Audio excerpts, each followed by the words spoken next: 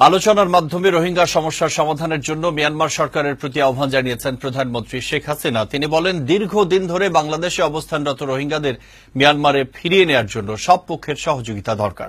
ঢাকায় নিযুক্ত মিয়ানমারের বিদায়ী রাষ্ট্রদূত মায়ো মাইন্ড থান প্রধানমন্ত্রী শেখ হাসিনার সাথে সাক্ষাৎ করতে গেলে তিনি একথা বলেন। শেখ হাসিনা বলেন, কোন দেশের বিরুদ্ধেই সন্ত্রাসীদের বাংলাদেশের ভূমি ব্যবহার করতে দেয়া হবে না। আরও জানাচ্ছেন জয়দেব দাস। গেল কয়েক দশক ধরে মিয়ানমারের রোহিঙ্গারা সে দেশ থেকে পালিয়ে বাংলাদেশে এসে বাস করছে। কক্সবাজারের কয়েকটি শরণার্থী শিবিরে মানবেতর জীবন কাটছে তাদের। সবশেষ গত বছর অক্টোবরে সেনা চৌকিতে হামলার ঘটনার জের ধরে মিয়ানমার সেনাবাহিনী রাখাইন রাজ্যে অভিযান শুরু করলে হাজার হাজার রোহিঙ্গা সীমান্ত পাড়ি দিয়ে বাংলাদেশে আশ্রয় নেয়। সরকারি বেসরকারি হিসেবে বর্তমানে বাংলাদেশে অবস্থান করা রোহিঙ্গার সংখ্যা প্রায় 5 লাখ।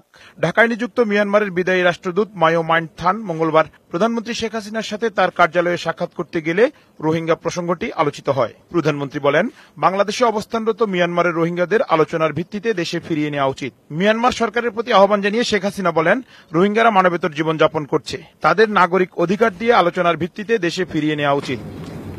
প্রধানমন্ত্রী বলেন, বাংলাদেশ একটি স্বাধীন সার্বভৌম দেশ হিসেবে এর জমি কোনো সন্ত্রাসীদের ব্যবহার করতে দেয়া হবে না। দক্ষিণ এশিয়া শান্তি প্রতিষ্ঠায় সন্ত্রাস জঙ্গিবাদের বিরুদ্ধে তার সরকারের জিরো টলারেন্স নীতি অব্যাহত আছে, থাকবে। এ সময় রাষ্ট্রদূত বাংলাদেশে তার দায়িত্ব পালনকালে সরকারের সহযোগিতার জন্য কৃতজ্ঞতা জানান। জয়দেব দাস, বৈশাখী সংবাদ, ঢাকা।